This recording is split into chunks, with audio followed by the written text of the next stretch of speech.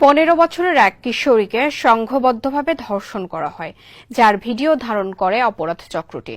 এরপর সেই ভিডিও অনলাইনে ছড়িয়ে দেওয়ার হুমকি দিয়ে ফের যখন তখন শারীরিক সম্পর্কে বাধ্য করা হয় মেয়েটিকে। এভাবে ব্ল্যাকমেইল করে টানা প্রায় 1 মাস ধর্ষণ করা হয় তাকে। সহ্য করতে না পেরে এক পর্যায়ে মুখ খুলতে বাধ্য হয় ওই কিশোরী। চিকিৎসা শেষে এখন কিছুটা সুস্থ সে। ইতোমধ্যে ন্যাক্কারজনক এই ঘটনায় মামলা হয়েছে।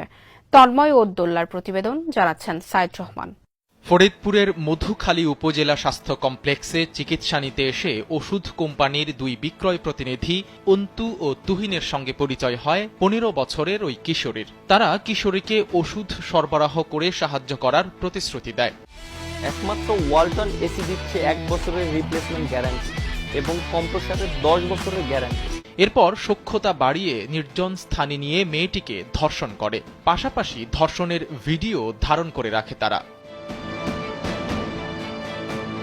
এই ভিডিও ছড়িয়ে দেওয়ার হুমকি দিয়ে ব্ল্যাকমেইল করার মাধ্যমে বারবার মেয়েটিকে ধর্ষণ করে এস্ট্রা বায়োফার্মা লিমিটেডের বিক্রয় প্রতিনিধি অন্তু এবং এড্রুক লিমিটেডের তুহিন। শুধু তাই নয়, তাদের সঙ্গে মেয়েটিকে ধর্ষণ করেছে মাদক কারবারি সোহান সহ অজ্ঞাত আরও 2 জন।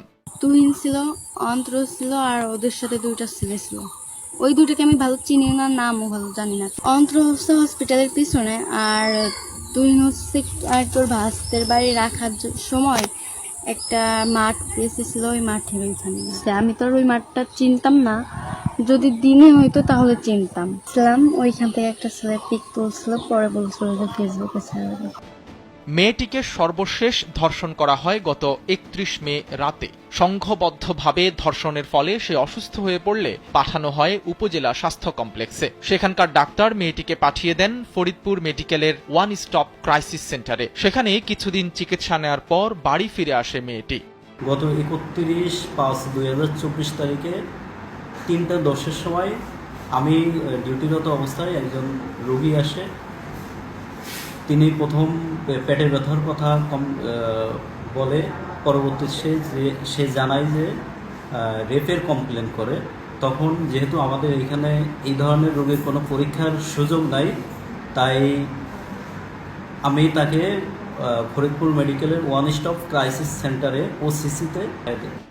সর্বশেষ ধর্ষণের পর মেয়েটিকে হাসপাতালে ভর্তি করা হলে ঘটনা ধামাচাপা দিতে উঠে পড়ে লাগে এলাকার প্রভাবশালী মহল। তাদের ভয়ে মেয়েটির পরিবারও ঘটনা চেপে যাওয়ার চেষ্টা করে, কিন্তু 1 কান 2 কান করে ব্যাপারটা ছড়িয়ে পড়লে গত 11 জুন 5 জনকে আসামি করে মামলা দায়ের করে মেয়েটির বাবা। পুলিশ জানায়, আসামিদের গ্রেফতারের চেষ্টা করা হচ্ছে।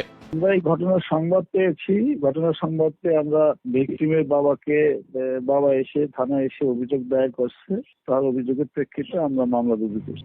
মধুখালী থানা মামলা নম্বর 12, তারিখ 11/6/2024, ধারা নারী শিশু নির্যাতন দমন আইনের 9-3/30। আসামি গ্রেপ্তারের জন্য চেষ্টা অব্যাহত আছে।